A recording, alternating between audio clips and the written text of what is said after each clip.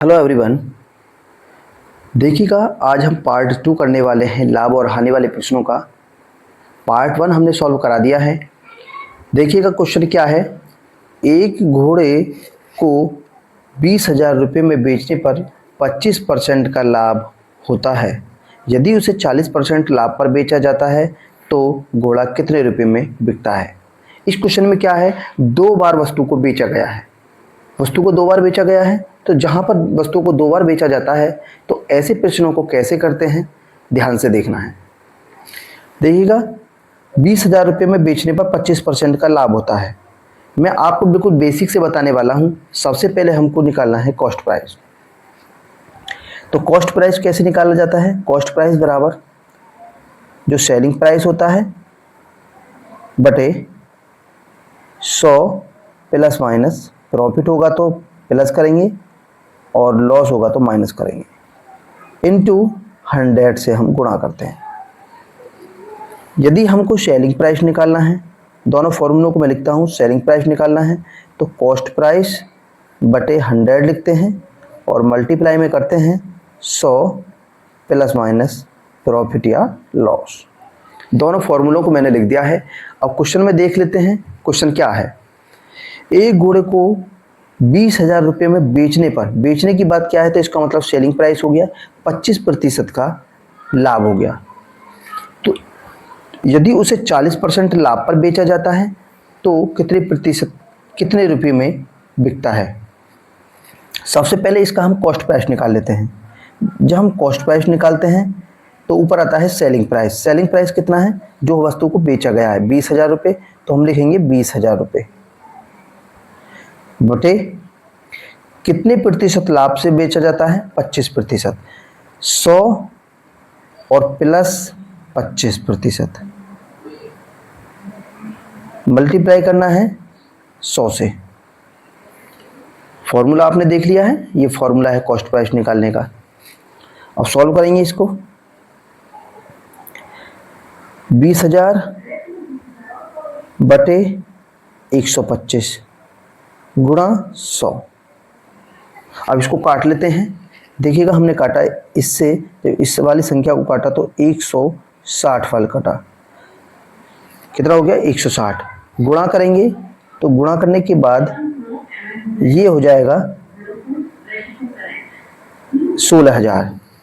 इतना हमारा cost price निकल के आ गया है। जब हमको सेलिंग प्राइस निकालना होता है, हम लिखेंगे सेलिंग प्राइस। सेलिंग प्राइस निकालना होता है तो क्या करते हैं, देखिएगा सेकंड फॉर्मूला जो है वो सेलिंग प्राइस का है। तो सेलिंग प्राइस निकालना होता है तो कॉस्ट प्राइस हमारा हो जाएगा, अब ये बन जाएगा, क्या बन गया ये 16,000 बटे नीचे आता है 100 गुणा 40% लाभ पर बेचा जाता है। तो इसको 40% लाभ पर बेचना है तो कितना हो जाएगा, 100 प्लस 40। इतना क्लियर हो गया। अब करते हैं सॉल्व। देखिएगा, 16,000 बटे 100 गुणा 140, काटते हैं। देखिएगा, 0 से 0 कैंसिल हो गया, इस 0 से ये 0 कैंसिल हो गया। 16 में 14 की गुणा करते हैं। जब 16 में 14 की गुणा करेंगे तो 224 आ जाएगा, 224, और पीछे 2 जीरो है तो 2 जीरो लग जाएगा। तो हमारा कितना आ जाएगा, 22,400। देखिएगा, सेकंड प्रश्न है। एक व्यक्ति ने अपनी गाड़ी 35% लाभ पर 15,000 रुपये में बेच दी। वह उसे कितने रुपये में बेचता कि उसे 10% की हानि होती। वस्तु को 2 बार बेचा गया है। जब वस्तु को 2 बार बेचा गया होता है, सबसे पहले क्या करना है, फॉर्मूला मैं लिख ही देता हूँ। जो अभी हमने फॉर्मूले को देखा था उसी फॉर्मूले को डिक्टो में लिखता हूँ, जिससे आपको फॉर्मूला भी याद हो जाए और क्वेश्चन को करने में दिक्कत भी ना हो। कॉस्ट प्राइस निकालते हैं तो सेलिंग प्राइस बटे 100, प्रॉफिट या लॉस की बात करेगा तो प्रॉफिट या लॉस करेंगे, मल्टीप्लाई करते हैं 100 से। इसी प्रकार यदि हमको सेलिंग प्राइस की बात करता है तो हम लिखेंगे कॉस्ट प्राइस बटे में 100 यानी 100 गुणा 100 में प्रॉफिट हो या लॉस, उसको हम गुणा करेंगे। फॉर्मूला मैंने दोनों को लिख दिया है, फॉर्मूला भी आपके याद हो जाएगा और क्वेश्चन भी आसानी से हल हो जाएगा। देखिए 35% लाभ होता है जब 1500 रुपये में बेचा है, वह उसे कितने रुपए में बेचे कि उसे 10% की हानि हो। दो बार वस्तु को बेचा गया। जब दो बार वस्तु को बेचा जाता है तो सबसे पहले हमको कॉस्ट प्राइस निकालना होता है, तो सीपी निकालेंगे, कॉस्ट प्राइस, क्रिया मूल्य निकालेंगे। तो क्रिया मूल्य निकालने के लिए क्या होता है, फॉर्मूला देखिएगा। क्रिया मूल्य के लिए विक्रय मूल्य यानी कि एसपी बटे 100 प्लस माइनस प्रॉफिट या लॉस गुणा 100। तो ऊपर आएगा सेलिंग प्राइस, वस्तु को कितने में बेचा है 15,000 में, तो मैंने लिखा 15,000 बटे कितने प्रतिशत लाभ पर 35। तो अब मैं 100 प्लस 35 नहीं करूंगा, डायरेक्ट करूंगा 135।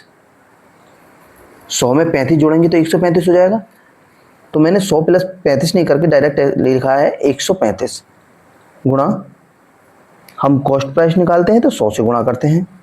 इसको काट लेते हैं, देखिएगा। अब हम इसे 5 से काटते हैं, देखिएगा। 5 से इसको कैंसिल किया तो 5 तिया 15, ये 3000 बार कट गया। और जब इसमें भाग देंगे तो 5 दूनी 10 और 5 सत्ते 35। फिर दोबारा से काटते हैं, देखिएगा। इसे 3 से काटते हैं तो 3 से 1000 बार कट गया, और इसमें जब 3 का भाग देते हैं तो 9 बार कट गया। तो हमारा जो कॉस्ट प्राइस है वो कितना आया है, हम लिख सकते हैं 1000 गुणा 100, ये वाला 100 बटे 9, ये हमारा कॉस्ट प्राइस निकल के आया है। अब हमको निकालना है सेलिंग प्राइस, कितने वस्तु सेलिंग प्राइस हमको निकालना है। तो पूछता है उसे कितने रुपए में बेचें कि 10% की हानि हो। 10% की हानि हो तो उसे कैसे करेंगे, तो हम निकालते हैं सेलिंग प्राइस।